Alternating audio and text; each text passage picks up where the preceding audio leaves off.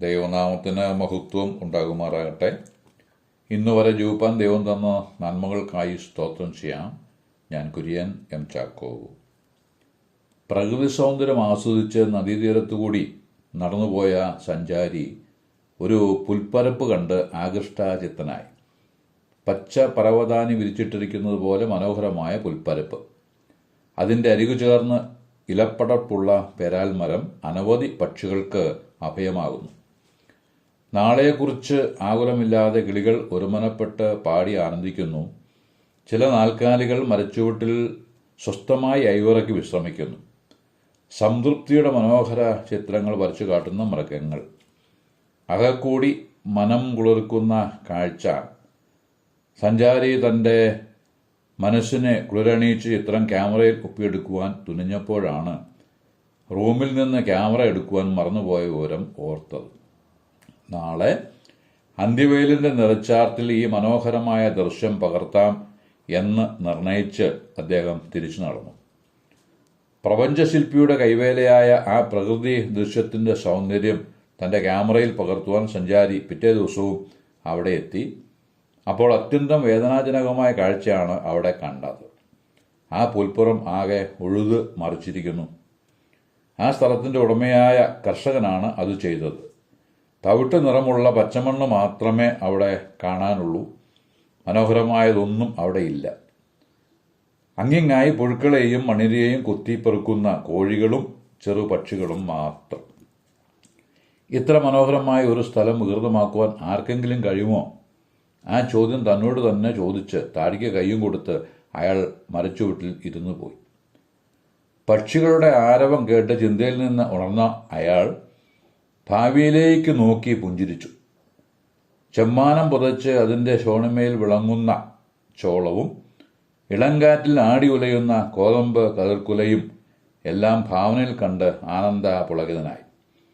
തലേ ദിവസം തനിക്ക് ഉണ്ടായതായ ആ നിലയിലുള്ളതായിരിക്കുന്ന മനപ്രയാസം മാറി ഭാവിയിലേക്ക് നോക്കി വരാനുള്ളതായിരിക്കുന്ന കൃഷി സമൃദ്ധി കണ്ട് ആ സഞ്ചാരിയുടെ അമർഷം അലിഞ്ഞുപോയി. നമ്മുടെ ഓരോരുത്തരുടെയും ജീവിതത്തിലും താൽക്കാലികമായ സന്തോഷവും സംതൃപ്തിയും നൽകുന്ന ധാരാളം പച്ചയായ പുൽപ്പുറങ്ങളുണ്ട്. സൗഭാഗ്യകരമായ കുടുംബജീവിതം, ആകർഷകമായ ജോലി, ആദായകരമായ ബിസിനസ്, സുഭദ്രമായ ആരോഗ്യം മുതലായ എത്രയെത്ര ആനന്ദകരമായിരിക്കുന്ന പുൽപ്പുറങ്ങൾ. ഒരു പ്രഭാതത്തിൽ ജീവിതത്തിൻ്റെ ഉടമയായ ദൈവം നമുക്ക് സന്തോഷവും സംതൃപ്തിയും നൽകുന്ന സുന്ദരമായ പുൽപ്പുറങ്ങൾ ഉഴുതു മറിച്ചെന്നു വരാം. അപ്പോഴാണ് മോഹഭംഗത്തിന് അടിമപ്പെട്ട് പോകുന്നത്. എന്നാൽ ആ സഞ്ചാരിക്കുണ്ടായതുപോലെ ഒരു കാഴ്ചപ്പാട് നമുക്കും ഉണ്ടാകേണ്ടതാണ്. ഈ ഉഴുതുമറിക്കലിനപ്പുറത്ത് സമൃദ്ധമായ ഒരു വിളവെടുപ്പ് ഉണ്ടെന്നുള്ള അറിവ് നമുക്ക് ഉണ്ടെങ്കിൽ താൽക്കാലികമായി മനസ്സിനുണ്ടാകുന്ന വാട്ടവും കോട്ടവും എല്ലാം നിഷ്പ്രഭമാകും. നിലം ഉഴുതു മറിച്ചെങ്കിൽ മാത്രമേ കൂടുതൽ വിളവ് ഉണ്ടാകൂ. നാളത്തെ വിളവിന് വേണ്ടി നിലം ഒരുക്കുന്ന കർഷകന് ഇന്ന് നിലം ഉഴാതിരിക്കുവാൻ കഴിയില്ല. അതുപോലെ നമ്മുടെ ജീവിതത്തിലും ഉണ്ടാകുന്ന ഉഴുതുമറിക്കലുകൾ കൂടുതൽ ഫലം ഉണ്ടാകേണ്ടതിന് വേണ്ടിയുള്ള പ്രക്രിയയാണ് എന്ന് നാം മനസ്സിലാക്കിയിരിക്കണം. ഇത് ഈ നിലയിൽ മനസ്സിലാക്കാൻ കഴിയാതെ വരുമ്പോഴാണ് നിരാശ പിടിമുറുക്കുന്നത്. യോഹന്നാന്റെ സുവിശേഷം 15:2 യേശു കർത്താവ് പറഞ്ഞ ഒരു കാര്യം രേഖപ്പെടുത്തിയിട്ടുണ്ട്. എന്നിൽ കായ്ക്കാത്ത കൊമ്പൊക്കെയും അവൻ നീക്കിക്കളയുന്നു, കായ്ക്കുന്നതൊക്കെയും അധികം ഫലം കായ്ക്കേണ്ടതിന് ചെത്തി വെടിപ്പാക്കുന്നു. ഒരു മുന്തിരിവള്ളിയെ തന്നോട് ചേർത്ത് നിർത്തിക്കൊണ്ട് ചില കാര്യങ്ങൾ ശിശുഗണത്തെ പഠിപ്പിക്കുകയാണ്. യെശയ്യാവിൻ്റെ പുസ്തകത്തിൽ ഇസ്രായേൽ ജനതയെ കർത്താവ് നട്ട മുന്തിരിവള്ളിയായി ചിത്രീകരിച്ചിട്ടുണ്ട്. ആ ജനത നിഷ്ഫലരും അവിശ്വസ്തരും ആയിത്തീർന്നു. അതിനെക്കുറിച്ച് യെശയ്യാ പ്രവാചകൻ പറഞ്ഞത് 5:2 ഏറ്റവും ഫലവത്തായ കുന്നിന്മേലുണ്ടായിരുന്ന മുന്തിരിത്തോട്ടം അതിന് വേരുകെട്ടി കല്ലും പെറുക്കിക്കളഞ്ഞു. നല്ല വക മുന്തിരിവള്ളിയാണ് നട്ടതു. നടുവിൽ ഗോപുരവും പടുതു, ഒരു ചക്കുമിട്ടു.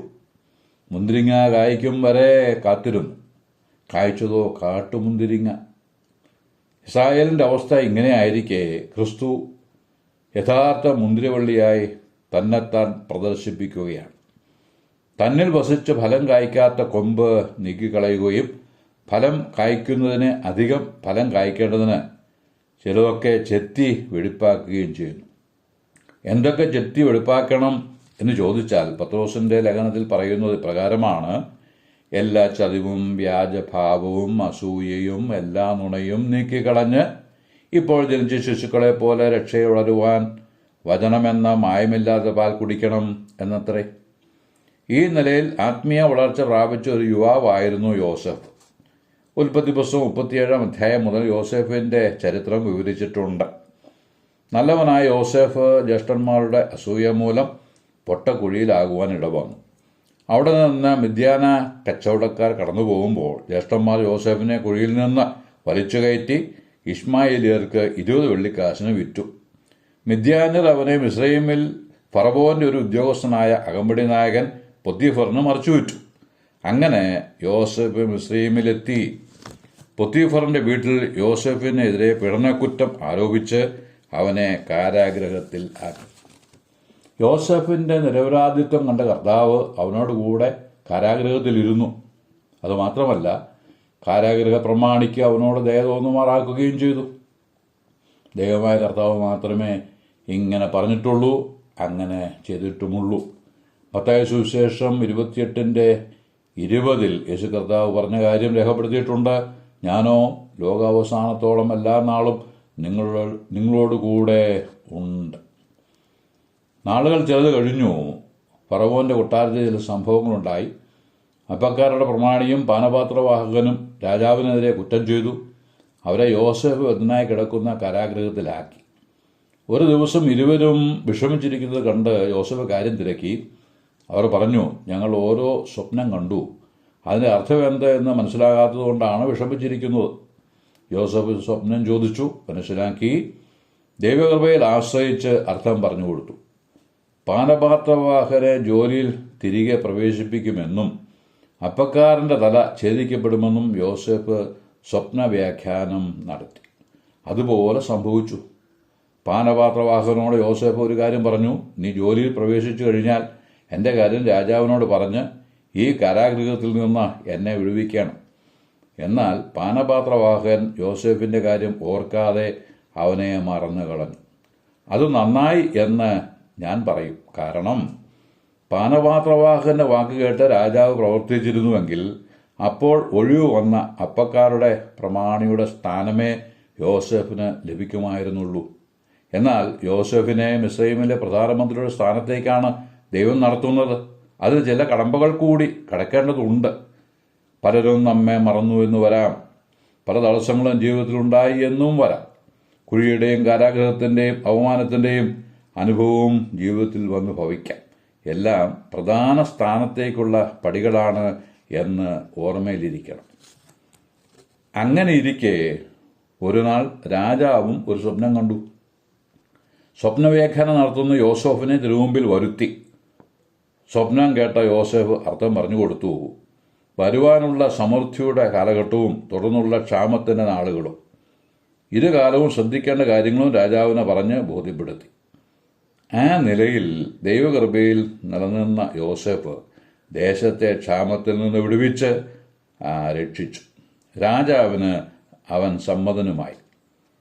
സന്തുഷ്ടനായ രാജാവ് കൽപ്പിച്ചതുപോലെ ഉൽപ്പത്തി പുസ്തകം 41:41 അത് വായിക്കുന്നു: ഇതാ, മിസ്രയീം ദേശനൊക്കെയും ഞാൻ നിന്നെ മേലധികാരിയാക്കുന്നു. ഫറവോൻ തൻ്റെ കയ്യിൽ നിന്ന് മുദ്രമോതിരം ഊരി യോസേഫിൻ്റെ കൈക്കിട്ടു. അവനെ നേർമയുള്ള വസ്ത്രം ധരിപ്പിച്ച് സ്വർണ്ണ സരപ്പളിയും അവൻ്റെ കഴുത്തിലിട്ടു. തൻ്റെ 2-ാം രഥത്തിൽ അവനെ കയറ്റി ഇരുത്തി. റോമാലേഖനം 8:29 വായിക്കുന്നത്: മുന്നറിഞ്ഞവരെ തൻ്റെ പുത്രൻ്റെ സ്വരൂപത്തോട് അനുരൂപരാക്കുവാൻ മുൻ നിയമിച്ചിരിക്കുന്നു. മാത്രമല്ല, റോമർ 8:18 വായിക്കുന്നത്: നമ്മിൽ വെളിപ്പെടുവാനുള്ള തേജസ് വിചാരിക്കുമ്പോൾ ഈ കാലത്തിലെ കഷ്ടങ്ങൾ സാരമില്ല എന്ന് മനസ്സിലാക്കണം എന്നാണ്. ആകയാൽ ദൈവോത്തരൻ്റെ സ്വരൂപത്തോട് അനുരൂപപ്പെടുവാനുള്ള പ്രക്രിയ കൂടി കടന്നു പോകുമ്പോൾ ഉണ്ടാകുന്ന കുഴികളും അപമാനങ്ങളും കാരാഗ്രഹങ്ങളും സാരമുള്ളതല്ല എന്ന് മനസ്സിലാക്കി തേജസ് അടിയുന്ന ദിവസത്തെ നോക്കി പാർപ്പാൻ സർവശക്തനായ കർത്താവ് ഏവരെയും സഹായിക്കട്ടെ എന്ന് ആശംസിച്ച് പ്രാർത്ഥിച്ച് വാക്കുകൾക്ക് പൂർണ്ണവിരാമം കുറിക്കുന്നു. ദൈവനാമം മഹത്വപ്പെടുമാറാകട്ടെ.